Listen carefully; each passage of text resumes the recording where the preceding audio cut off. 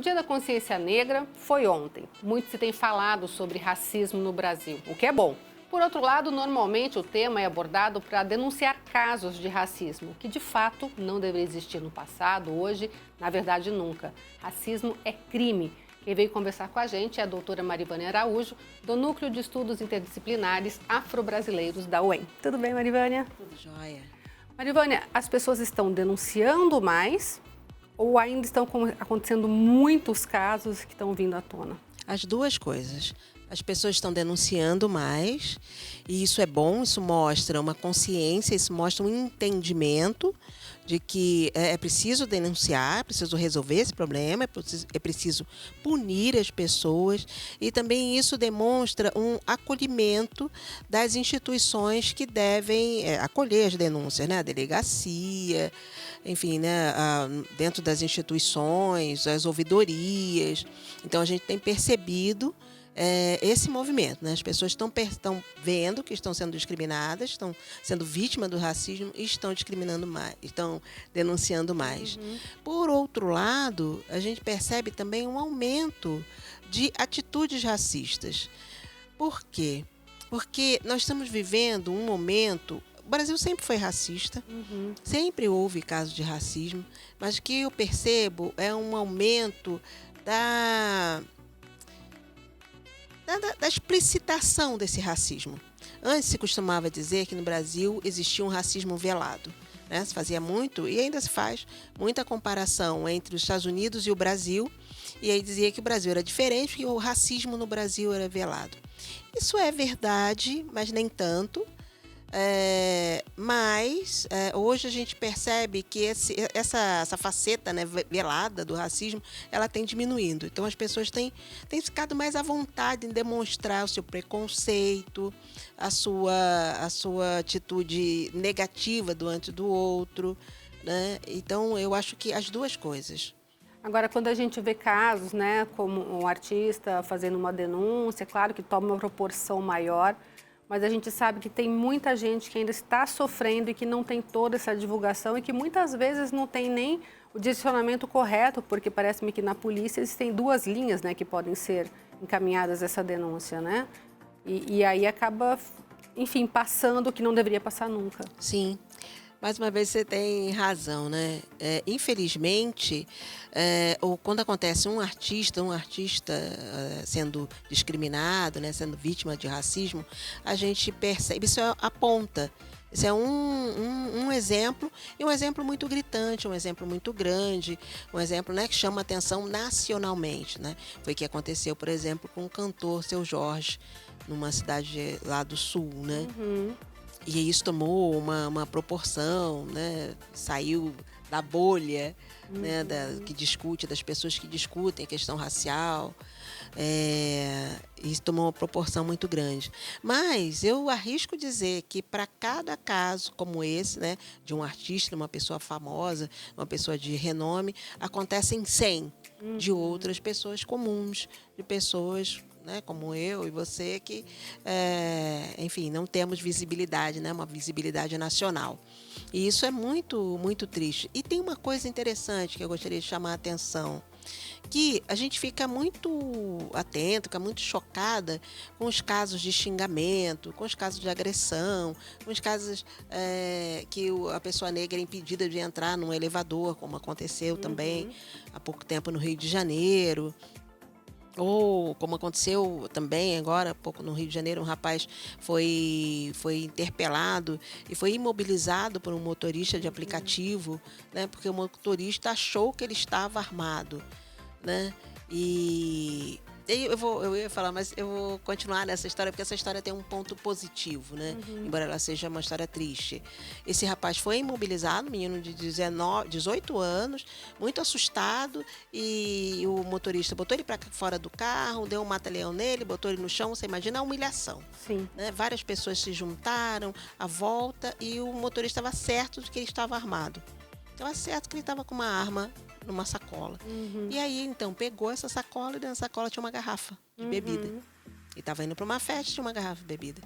E aí ele, motorista, então tá, então não é uma arma, então tá bom, toma a sua coisa.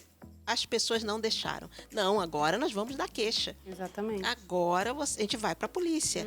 Agora você vai responder por esse ato. Isso é a situação positiva que eu falava, né? As pessoas começaram bom, não pode fazer isso. Né? Você pode até duvidar de uma pessoa, mas não pode imobilizar, não pode acusar, não pode expor essa pessoa ao ridículo.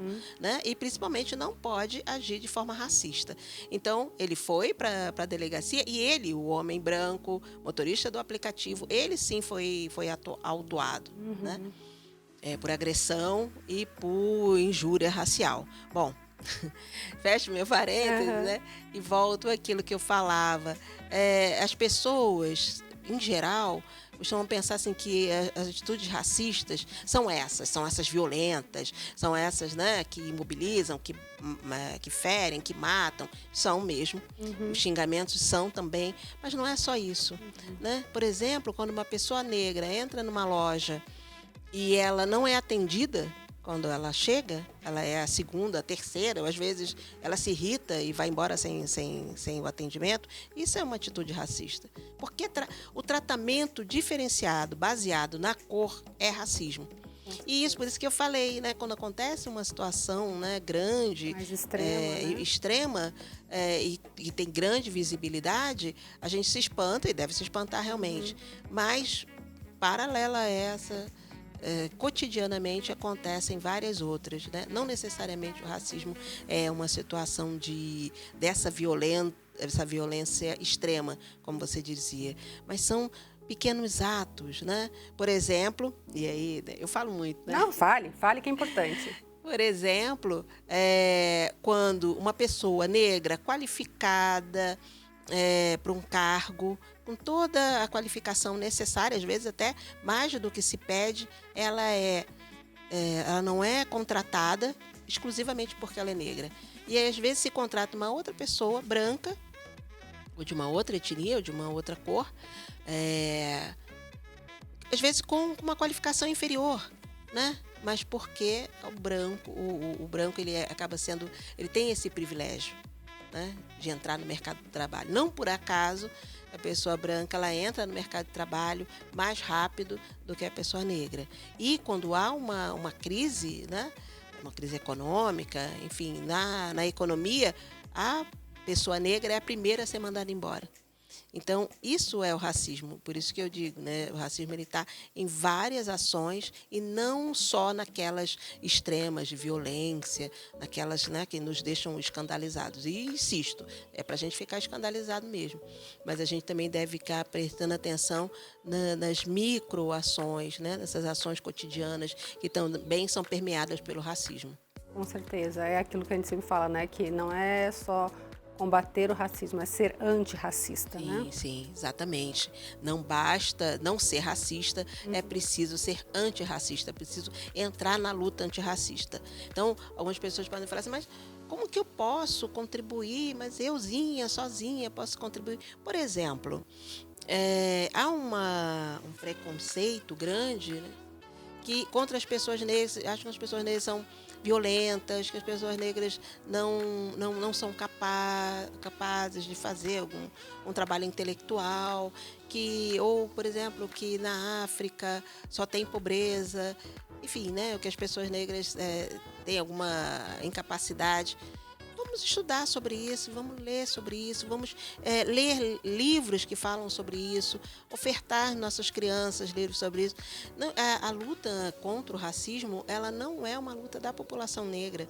A luta contra o racismo é uma luta da população brasileira. Né? Uma sociedade racista é uma sociedade que perde oportunidades.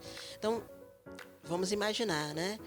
Quantas pessoas, quantos jornalistas, quantos escritores, quantos empresários, quantos, sei lá, economistas, desenhistas, negros, capazes, né, com talento, foram perdidos porque eles eram negros. Né? Lhes foi negada a oportunidade, lhes foi negado conhecimento por conta da cor. Absurdo, né? Um absurdo. E aí ele perde, sem dúvida. Né? A pessoa negra perde, a sua família, os seus pares perdem, mas a sociedade perde. Com certeza. A sociedade perde, porque aquele talento foi desperdiçado. Exatamente. Aquele talento foi subaproveitado. Talentos, capacidade, genialidade tem em todos os grupos raciais. Todos. Falo isso com muita tranquilidade. Né? Todos os grupos existem pessoas com muita capacidade, com muita força, com muita inteligência. Mas todas elas precisam de oportunidade. Com certeza. Se não há oportunidade, esses talentos são desperdiçados. Exatamente. Bom, e que a gente possa cada vez mais lutar contra isso tudo, e a gente está sempre de portas abertas para você. Que bom, muito obrigada.